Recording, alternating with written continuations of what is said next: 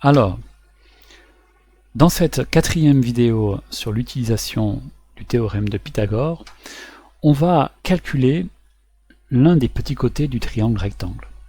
Je vous rappelle qu'on a AB qui est le plus grand côté, qui est l'hypoténuse, et les deux autres côtés, ce sont les deux petits côtés du triangle rectangle. Et on doit utiliser la formule de Pythagore pour calculer l'un des deux petits côtés. Alors, la formule de Pythagore, elle est donnée, c'est-à-dire que c'est le grand côté, l'hypoténuse au carré, qui est égal à la somme des deux autres côtés, chacun au carré. Mais cette formule-là, on ne peut pas l'utiliser comme ça, nous devons la transformer, et c'est ce que l'on a vu dans la vidéo numéro 3 sur Pythagore. Mais la transformation peut être un peu compliquée, pour certains. Alors je vais vous donner une autre méthode.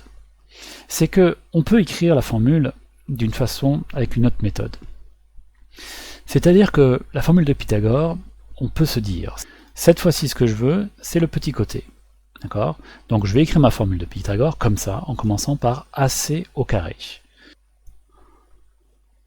Je commence donc par AC au carré égale. Vous voyez ? Alors là, attention, parce que le AC au carré égale, c'est pas le plus grand. Cette fois-ci, c'est l'un des petits côtés. Alors je peux faire un peu la même méthode, mais au lieu de faire un signe plus, je vais faire un signe moins. Et je vais faire quoi? Regardez bien, si je fais AC au carré, donc j'ai fait l'un des deux petits côtés, ce que je vais faire, ça marche pour AC, ça aurait marché aussi pour BC. Donc AC au carré égale à quoi? Et bien maintenant je prends le plus grand côté, moins l'autre côté, le plus petit. Donc cette fois-ci je vais faire AC au carré, qui va être égal à quoi? À AB au carré, donc le plus grand côté, moins, pas plus cette fois-ci, BC au carré. Alors, c'est la formule de Pythagore, mais qui a été transformée. Et ça, il faut bien garder en tête, c'est que quand je fais un côté qui est le plus petit, je peux écrire la formule de Pythagore en prenant le plus grand, mais cette fois-ci, je fais moins, attention. Et l'autre petit côté. Tout ça au carré, bien sûr. Et ensuite, pour trouver le côté AC, on applique la formule exactement comme on avait fait dans la vidéo numéro 2.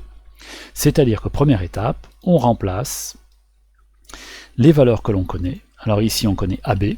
AB, il vaut combien? 7,5. BC, il vaut combien? 4,5. Donc on remplace ces valeurs. Étape suivante, on utilise la calculatrice.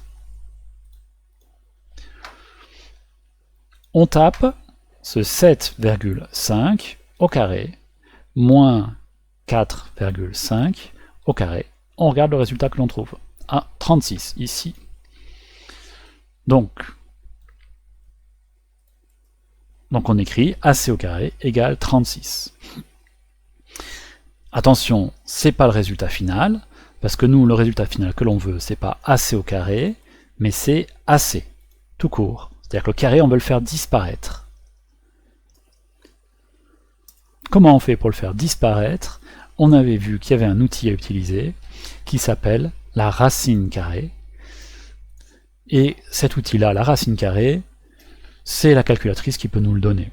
Sauf pour certains cas particuliers qui sont un peu plus simples, et d'ailleurs celui-ci ça en fait un, car si jamais vous voyez que 6 fois 6 ça fait 36, vous allez comprendre que vous pouvez avoir le résultat. Regardons la calculatrice qu'elle nous donne, la racine carrée, je vais faire la racine carrée comme la dernière fois, racine carrée de la valeur 36, et ça fait combien? Ah, 6, notre 6 fois 6. Alors on met notre résultat, c'est 6. AC qui va être égal à 6, et on peut mettre l'unité 6 cm. Voilà comment on a fait pour trouver la valeur. Alors, vous avez vu ici, nous ce qu'on a fait ici, c'est qu'on a trouvé cette valeur, ce point d'interrogation, mais c'était pas à l'hypoténuse, c'était pas le plus grand côté. Donc on a dû faire une petite transformation sur la formule de départ. Cette fois-ci, elle est plus avec un signe plus, mais avec un signe moins, et c'est bien le plus grand côté, moins le côté plus petit aussi. Il faut apprendre à faire cette formule-là, et après on l'applique comme on l'avait appliqué pour la formule de Pythagore de base.